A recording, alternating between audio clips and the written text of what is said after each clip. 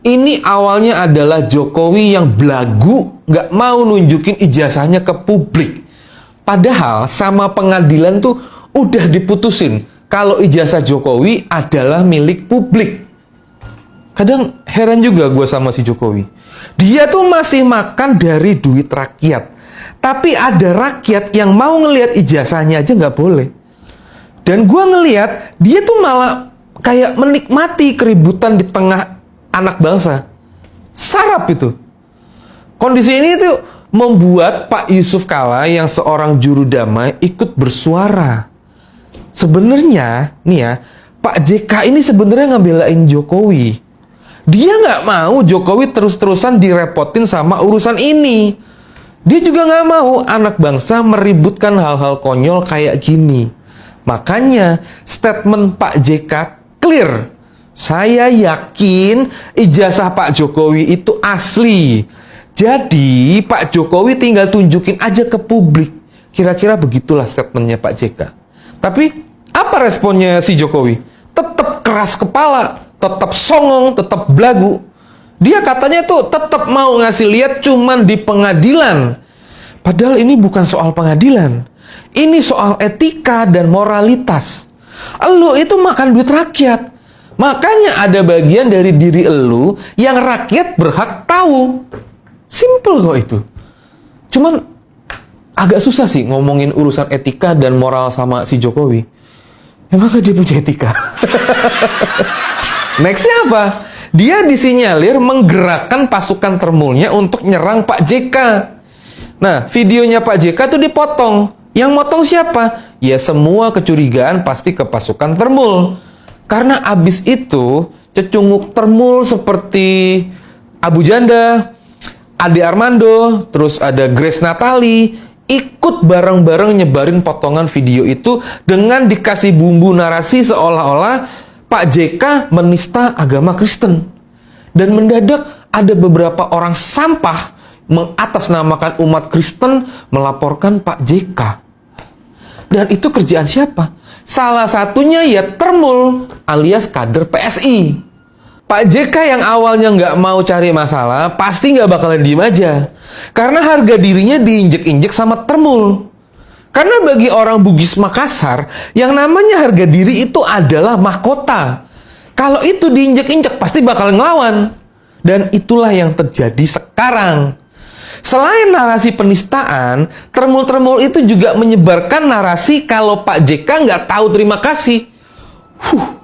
Udah diajak Jokowi jadi wapres, malah nyerang Jokowi. Itu Pak JK udah pasti nggak terima dengan narasi-narasi itu. Pak JK langsung bilang, kasih tahu tuh sama termul-termul itu, Jokowi jadi presiden karena saya.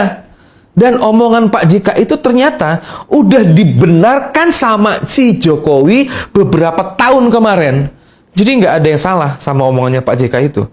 Nah, termul ternyata udah kehabisan cara menghadang perlawanan balik dari kubunya Pak JK. Kayaknya tuh mereka menganggap Pak JK tuh udah lemah secara politik.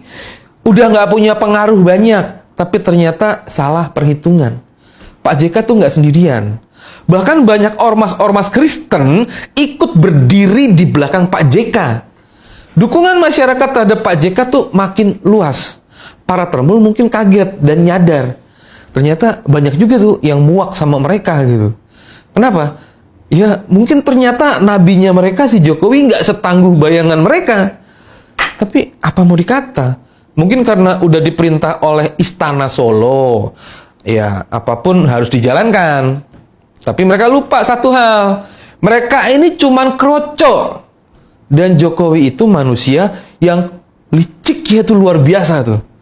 Nah, setelah dapat dukungan masyarakat ke Pak JK makin gede, mulailah tuh termul kayak mendapatkan perlawanan. Ade Armando, Abu Janda, sama Grace Natali dilaporin oleh 40 ormas Islam. Dar! Mereka kejebak tuh sama situasi yang mereka ciptain sendiri. Dulu mereka ngelawan kadrun, sekarang mereka jadi neo-kadrun. Laporan Pak JK kelihatannya ngebuat mereka tuh jadi panik. Tapi di sini tuh gue bingung. Kenapa mereka harus panik? Kan mereka duluan yang main lapor-laporan. Terus kemana si Jokowi? Ya, gue yakin si Jokowi sendiri kaget. Dan pasti langsung ngerubah tuh rencananya. Yang tadinya mau ngehajar Pak JK, sekarang kayaknya mau ngerangkul Pak JK. Indikasi pertamanya dari mana? Dari mundurnya Ade Armando dari PSI. Tapi di sini nih, gue ngerasa Ade Armando ini dipaksa mundur. Karena PSI udah ancur-ancuran juga. Dulu waktu kasus Ahok tahun 2016, yang kena sasaran tembak kan PDIP. Kalau sekarang ini PSI. Masalahnya, PSI kan lambangnya doang gajah. Nyalinya mah kucing. Mereka kelihatannya tuh nggak seberani PDIP kalau urusan menghadapi tekanan massa. Makanya, di situ gue curiga Ade Armando ini diminta mundur. Dan kalau tahu malu sih, harusnya si Ade Armando ini juga mundur dari komisaris anak perusahaan PLN. Masa perusahaan BUMN komisarisnya terindikasi tukang sebar fitnah? Terus indikasi yang kedua adalah pernyataan Ketua Harian PSI kalau Grace Natali juga nggak bakalan dapat bantuan hukum dari partainya. Itu artinya Ade Armando sama Grace Natali ya dilepehin tuh sama PSI.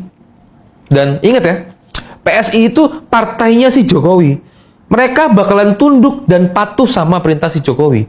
Oke, baik, datang kembali lagi di channel GR 2045. Salam inspirasi, salam NKRI, harga mati, salam waras, salam sehat, salam logika.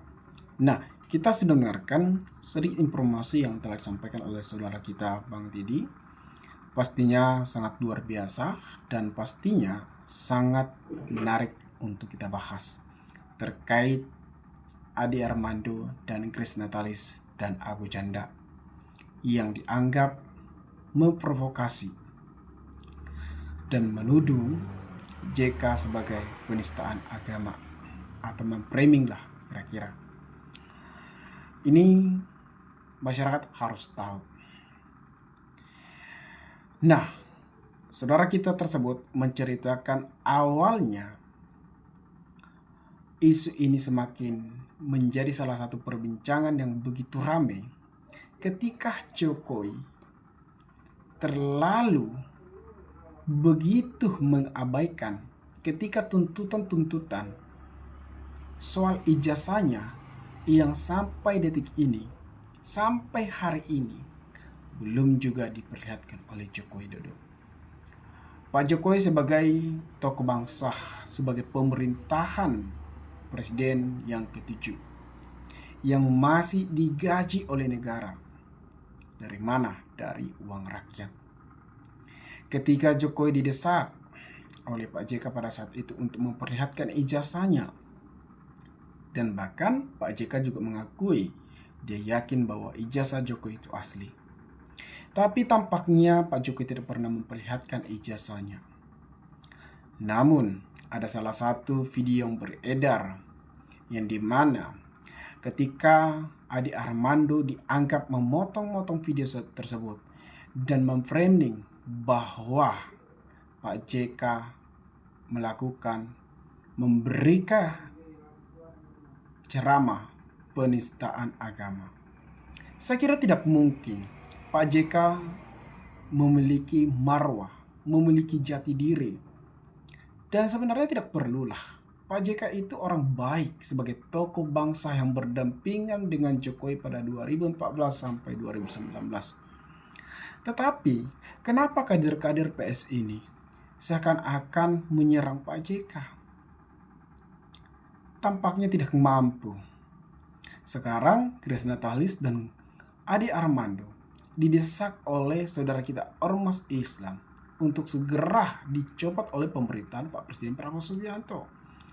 Ini kan tidak masuk akal, yang harusnya masalah ijazah ini bisa dikelirkan, tetapi ini makin kemana-mana. Saya tahu niat dari Armando itu menyerang Pak Jokowi, bukan Pak Jokowi ya, mohon maaf, menyerang Pak JK maksud saya, Pak JK bukan Pak Jokowi. Karena kita ketahui bahwa Grace Natalis dan Ade Armando sebagai pendukung identik Joko Widodo tampaknya tidak mampu. kini Grace dan Ade Armando semakin di titik terendah. Ade Armando katanya sudah mengundurkan diri dari bukan dari komisaris ya. Sekarang didesak untuk mundur dari komisaris BUMN. Tetapi beliau katanya sudah resmi mengundurkan diri dari PSI. Diundurkan apa ditendang untuk menjaga elektabilitas PSI di tahun 2029 pemilu nanti. Namun Ahmad Ali katanya tidak akan memberikan bantuan hukum kepada Grace Natalis. Wow. PSI tampaknya menjaga-jaga nama baiknya. Tetapi tidak membahas hal tersebut. Tetapi gara-gara ijazah makin kemana-mana. Soal ceramah Pak JK yang dianggap sebagai penistaan agama dan mereka berusaha menyerang JK. Tapi tidak mampu ujung-ujungnya. Publik sudah tahu dan publik tidak bodoh mendengarkan ceramah Pak JK sebagai tokoh bangsa yang dikenal sebagai memiliki integritas yang tinggi, memiliki harga diri yang tinggi. Seperti yang diungkap oleh saudara kita Bang Didi. Lucu ya para termol ini. Rela menjadikan korban untuk membela Jokowi. Ujung-ujungnya mereka yang tampaknya menjadi titik terendah di mata publik. Saya di sini bukan mendukung siapapun ya, dan bahkan tidak berpihak kepada siapapun. Saya menghormati saudara-saudara kita, saya mencintai saudara-saudara kita. Saya bukan hanya menyampaikan informasi yang telah disampaikan oleh saudara kita Bang Didi. Tapi sangat disayangkan ya, gara-gara salah satu orang yang cukup belagu kata saudara kita ini, hanya untuk memperlihatkan ijazahnya begitu luas. Gak membayangkan hal sepele bisa menimbulkan permasalahan cukup besar yang harusnya bisa diselesaikan secara pribadi dan tidak perlulah melibatkan beberapa orang untuk memperlihatkan ijazah itu. Tinggal dari Pak Jokowi saja. Mungkin Ade Armando ini kurang pintar saja sebenarnya motong-motong itu. Sekarang estek-estek di mana-mana bahwa politisi, PSI, politik agama dan segala macamnya. Janganlah, kita jagalah persaudaraan kita. Jangan hanya untuk kepentingan politiknya, malah menjatuhkan dirinya sendiri. Saya ingatkan bahwa masyarakat, bahwa publik sudah tahu, sudah mendengarkan berbagai informasi yang sangat-sangat luar biasa. Jadi tidak gampang untuk dibodohin. Sudah tahu akal-akal seperti ini. Berusaha untuk menaikkan PSI, datang Ade Armando menimbulkan kekacauan. Ya pastinya kan karena mereka sebagai kader PSI. Walaupun Ade Armando katanya sudah resmi keluar dari PSI. Tetapi sebagaimana publik dan sebagai masyarakat sudah menilai bagaimana kualitas dari kader-kader PSI. Oknum maksud saya, bukan kader-kadernya semua. Saya yakin bahwa kader-kader itu memiliki mentalitas, memiliki pemikiran yang cukup cerdas, memiliki visi dan misi untuk kedepannya. Mereka berusaha untuk menaikkan elektabilitas, tetapi ada Grace Natalis yang diakui sebagai ikon PSI. Ujung-ujungnya malah blunder.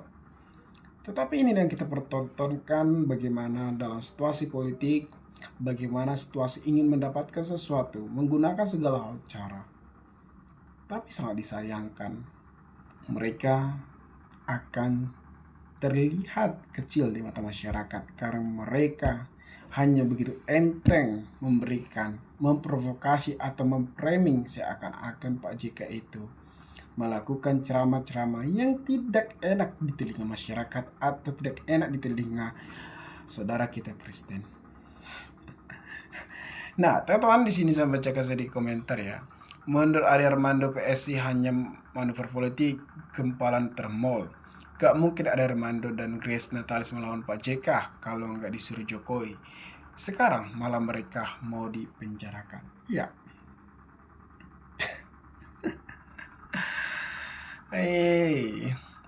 Apa yang mau ditunjukkan? Nggak punya ijazah asli. Yang palsu yang takutlah. Makanya ngotot anaknya tolol itu jadi wapres. Biar dia nggak dipenjara. Begitu liciknya Mulyono. Semoga Pak JK mau maju di 2029 untuk memperbaiki negara dan bangsa ini. Pak JK itu sebenarnya sudah santai-santai saja ya. Tidak perlulah masalah ijazah ini untuk dibahas. Tetapi karena Pak JK diseret atau dilibatkan namanya, pada saat itu dituduh bahwa Rismon membawa nama JK untuk mendalangi ijazah ini. Tampaknya Pak JK langsung melaporkan Rismon.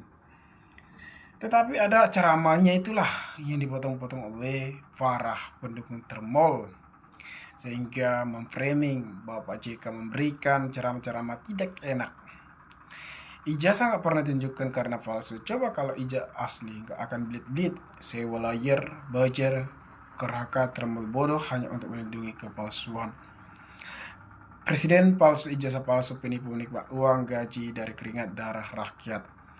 Hei lo, itu siapa? Ada kepahitan apa juga? Kritik kebijakan pemerintahan Prabowo agar on the thread, terhindar dari pemerintahan buruk Jokowi. Jika keluar dari real amat jauh galang revolusi rakyat ITBS semacam itulah.